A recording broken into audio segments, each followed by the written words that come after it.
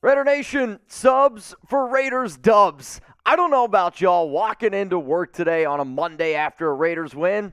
It just hits different. It feels great. Now, don't get me wrong. We got a big-time game coming up against the Kansas City Chiefs on Monday Night Football. But for today, for the Raiders' first win, Raider Nation deserves this. So we're going to celebrate here a little bit. So remember, hit that subscribe button.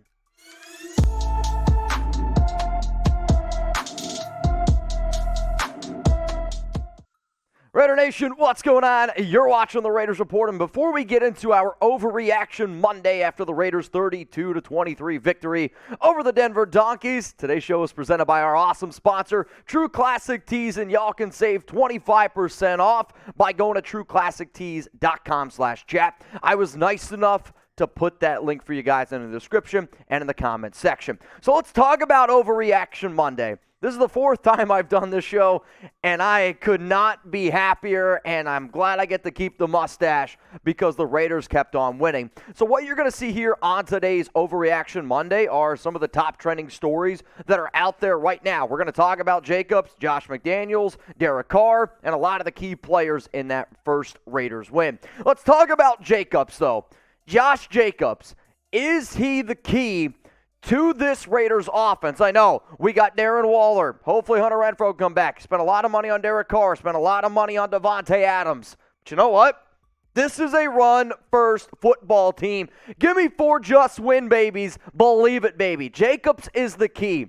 When you look how this offense operates and how much more physical they are when Jacobs runs, not only does that help out your offense, but that also creates longer sustaining drives, which then helps out your defense that definitely is missing a key few pieces right now. But Jacobs has been incredible, y'all. This season, 70 carries, 336 yards, 2 touchdowns. He's averaging 4.8 yards per carry. It's not only his impressive runs, which you go look at some of his missed tackle numbers, some of his next-gen stats. You can make an argument that right now Jacobs is playing like a top 5 running back in the NFL. One of the things that I said going into the week, feed Josh Jacobs. And I'm glad that Josh McDaniels did. There were definitely a few times that I got a little bit nervous, but 17 first down runs this season. He is on pace right now for a career-high 72. So not only is he wrecking dudes, he's also picking up clutch first downs. So when you think about these numbers, okay, and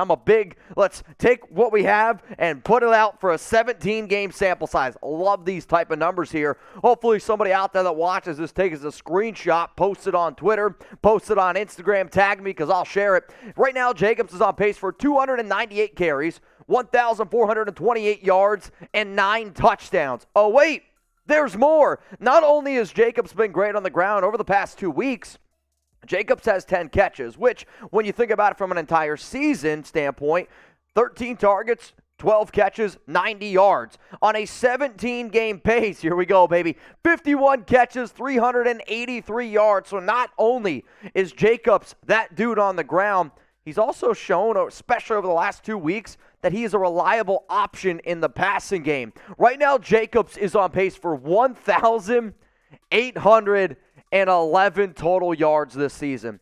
That makes me smile. And if it doesn't make you smile, check your freaking pulse, because that's what Josh Jacobs can bring to this offense. So show him a little bit of love. Show him some support. Heck, Jacobs has been balling out so much, we might be blacking out on screen right now. That's how hungover this system still is. So type 28 to show Jacobs some love. He is the key to this offense. He is going to be the key to the success of this Raiders team going forward. I hope and pray that this young man can stay healthy, because if he does, look out. I know I'm not going to want to try to tackle him come November and December. Let's go to the next story here on the Raiders Report. This is not going to be Jacobs' final year with the Raiders because he's been playing so great. I still think that this is an overreaction. I have said multiple times that I believe this will be Jacobs' final season with the silver and black. And after seeing the way that he's played this season, some of y'all are like, wait, really? There's no way you're going to bring him back? I'll talk about a lot of these points coming up here in just a second. But remember, I got to give some love to today's sponsor, True Classic Tees, 25% off when you use promo code CHAT. And you can actually get an Essential 9-pack, which is only going to be $13.88 per t-shirt. These t-shirts are great for not only wearing when you go out and hang out with your buddies, walking your dog Chuck. The polo that I have on right now, you can use it at work. It's a great polo for anybody that loves to golf out there. Also, you can dress it up. I posted some pictures on my IG trying to show off how unbelievably amazing these shirts are. They're lightweight. You're not going to see how much I'm sweating right now. Wrinkle-resistant, unbelievable shirts, and we're hooking you guys up at trueclassictees.com/chat. Get the polo pack. I promise you, you guys are going to like them. Again, comment section and the description. Shout out the True Classic Tee. So let's talk about Jacobs' final year with Las Vegas. I do think it's going to end up being the final year. The Raiders declined Jacobs' fifth-year option, and the fact that LV drafted Zamir White in the fourth round, hell, they traded up for him. Here's the other thing. I'm a big believer that NFL teams shouldn't pay running backs, and I also know that McDaniels, he comes from a tree where they simply don't pay running backs from top to bottom. And Jacobs has had a lot of injury issues, which also go on top of that. He is on pace, though, for the best year that he has ever had, which definitely makes me wish that there could be a way to figure it out. But, hey, if Jacobs can go get paid, Josh. In 2021, only 872 yards. 2020, 2019, he came out as a rookie in his sophomore year and was really an incredible back from top to bottom. Also, his ability over the past 2 seasons to show that, hey, I can be a bell cow. And anytime you hear the word bell cow in today's NFL, that should spark an interest. A bell cow running back to me is somebody who I can personally rely on to give 20 touches a game to. And if not only you see these numbers from running the football, if he can also add that extra element to the receiving game, you got to put him in that conversation as being a top 10 running back. However, when you look at a lot of the moves that the Raiders have made over this past draft, the offseason, they have an interesting dilemma with some players and contracts next offseason. So realistically, if Jacobs comes off a year that hopefully he ends up having, if I'm Josh and his agent, I'm looking for not only top 10, I'm looking for top 8 type of money. And again, Josh is incredible. But I'm not going to give a running back in today's NFL over $12 million, especially with the injury history that Jacobs has. Does he deserve to be in the conversation with some of these backs in terms of overall talent? Yes. But look how injury-prone Christian McCaffrey's been. Alvin Kamara's been banged up. Ezekiel Elliott hasn't been worth that deal. Dalvin Cook's an incredible back. $12.6 million. I mean, we'll see how much longer he sticks around. Derrick Henry, he's been incredible, but you've also seen some decline in him. Nick Chubb isn't very dimensional. He's still an incredible running back. Aaron Jones has had his issues. Joe Mixon's been good. Then you got Saquon and James Conner. Barkley's in his final year. James Conner just signed his new deal. I'm sorry, I love Jacobs. I'm not going to pay a running back over $12 million in today's NFL. So with all that being said, what do you guys think? Will this be Josh Jacobs' final year with the Raiders? I want you to type Y for yes, or I want you to type N for no. I would love if we could figure out a way to make it work. I do think, though, the only way it ends up happening is if Jacobs takes the team-friendly deal. Yeah, selfishly, I would like that. Selfishly, a lot of Raider fans out there would like that. But in today's NFL, for a running back, you probably only get one big-time payday. And if Josh wants to chase that, I have to respect that because he's not only taking care of himself, he's got to take care of the ones that, are around him. Let's go to the next Overreaction Monday. This is going to piss a lot of people off, and it shouldn't. Derek Carr is a game manager. When I hear the word game manager, everyone thinks that that's saying a big old F you to a quarterback. It's not. But you know what? That's what Derek Carr is at this current point of his career. He's a game manager for just win, babies. Believe it, baby. And here's the thing. I don't give a shit. I don't give a rat's ass. That's one that my dad used to always say when I was a kid growing up. I was like, what does a rat's ass even look like? Anyway, it's okay that he's a game manager. You know why? The only thing that matters, wins. If I told you that Derek's going to put up all these stats but the Raiders lose, or Derek cannot turn the football over, be a game manager, and you win, which one are you going to take? You're going to take the wins. So if the Raiders are going to rely on Josh and be a run-first offense, that's fine.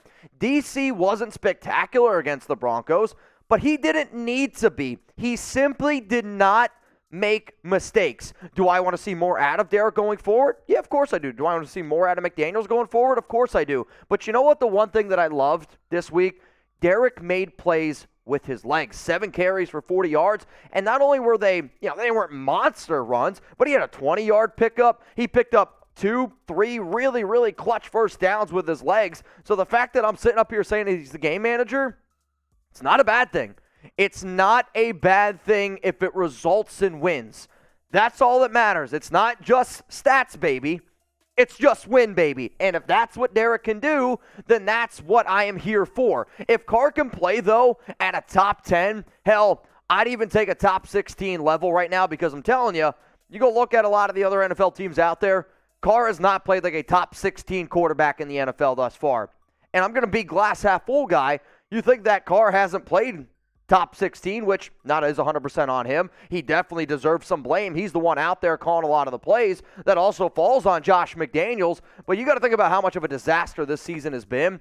If Derek can elevate his game and you can get the passing offense to start clicking, like the Raiders' running attack has been clicking, still believe that the offense here, it can be sky's the limit. Now, he's got 1,038 yards, 61.0% completion percentage, 6 touchdowns, 4 interceptions. But one of my jobs here as a Raiders Report host and as a Raider fan is to be real with y'all, okay? When you look at the 17-game pace right now for Derek Carr, 61.0 completion percentage, 4,412 yards, 26 touchdowns, 17 interceptions. I want you to look at the bottom of the screen because I'm going to ask you a question right now. If Derek Carr finishes with these stats this season, do you keep him or do you pass on him? Type K for keep. If the Raiders do pass, you save $110.68 million. I get it. He's done a lot of good. But do you just want a game manager or do you want a quarterback that can really elevate? I will say it depends how many wins and losses this team has. But for a quarterback, if this team doesn't make the playoffs and you finish with these numbers, with these offensive weapons, personally, I don't see how that you could potentially keep them. I would say pass. But here's the thing. If you make the playoffs after an 0-3 start, I'm going to be typing my K for keep. Let's go to the next story here for my Raiders Overreaction Monday. Josh McDaniels finally proved that he can be a good head coach in the National Football League. This is an overreaction. It's one game. Yes, it's a win. And yes, it's over the Donkeys. And the Raiders are now 5-0 in their last 5 games against the Broncos. All of that is good. But when you really sit back and you watch that game from start to finish, there were still so many questionable calls that McDaniels had. I mean, the most questionable call had to be the onside kick. So the Raiders, they score a touchdown. It's 10-7. The Denver Broncos offense throughout the entirety of 2022 has been one of the worst offenses in the National Football League. So, okay, you try to do an onside kick. I will admit, it was executed properly. You just didn't recover the football. But on top of that, when you coach an NFL team, you can't only be an offensive mind, which, yes, if McDaniels is going to be this offensive mind, I'm still waiting for the play calling to turn around because to me, McDaniels still tries to overcomplicate the simple, and I'm done with the Brandon Bolden experiment. Move on from that. But if you're going to be a head coach, it's not only being able to manage the offense. You got to also be able to manage defense, and you really got to be able to manage special teams, and I'm sorry, I've watched a lot of Raiders games in my time. Yesterday's special teams performance was probably the worst special teams performance I've seen. Punt return game, the kick return game was bad. The onside kick recovery was a failed. Daniel Carlson missed an extra point. If you want to be a Super Bowl caliber team, you got to be great on offense, defense, and special teams. And for that, Josh McDaniels lets you down. But here's some love. I want to give some flowers out there because I've seen a lot of people ripping on the Raiders defense and ripping on Patrick Graham a little bit. Realistically, Graham's second half defense has been impressive. On average, they're allowing 9 points in the second half of games. And really, the bad one is week 2 against the Cardinals, which I will confidently sit up here and say I can put just as much blame on the offense not being able to sustain drives than the defense just giving up. They were gassed, and they had nobody out there in terms of 4 potential starters were down with injuries. But you allowed 7 of the Chargers. They got a great offense. Yeah, 23 of the Cardinals sucks. 0 out of the Titans, 7 points to the Broncos. Patrick Graham is making adjustments in the second half. He's done it 3 out of 4 weeks, and I have a lot of confidence in the Raiders' defensive coordinator going forward. I do really hope, though, Denzel Perryman is okay. He did not come back after an ankle injury. We still got one more overreaction to get into, but friendly reminder, y'all, you can always hit me up on Twitter, Instagram at MitchellRens365, and if anybody wants to show some love to the show, hey, there's the Venmo at MitchellRens365. Let's go to the final story today. The Raiders are 1-3, but can they still make the playoffs? Hell yeah, baby. 4 just wins. I mean, you have to be confident. I've seen some crazy outcomes in the NFL. Last week, the Raiders 0-3 had like a 2% chance of making the playoffs. Now with that win, we haven't seen how the Monday Night Football game goes, which does not impact the Raiders any way possible. It's an NFC game. But right now, I checked this morning, and I trusted my good old friend Google. I said, what's the Raiders' playoff chances? I got 24%. You know what? Shit, I'll take it. If it's 24%, I'm going to take it. And don't get me wrong, I'm going to enjoy this win. But NFL teams that have the ultimate prize of hoisting that Lombardi, one of the things that New England was always very good at is saying, all right, we're on to Cincinnati. We're moving on here. And yes, you got a big-time Monday Night Football game against the Chiefs. But here's the thing. If you can win 3 out of your next 4 games, you're back to 500. And yeah, there's some ifs in there. The Chiefs, Monday Night Football in Arrowhead, it's not easy. Last time the Raiders beat the Chiefs, though, was in Arrowhead. Then you get an entire week to rest up, get your team healthy. Texans, winnable game. Saints, winnable game.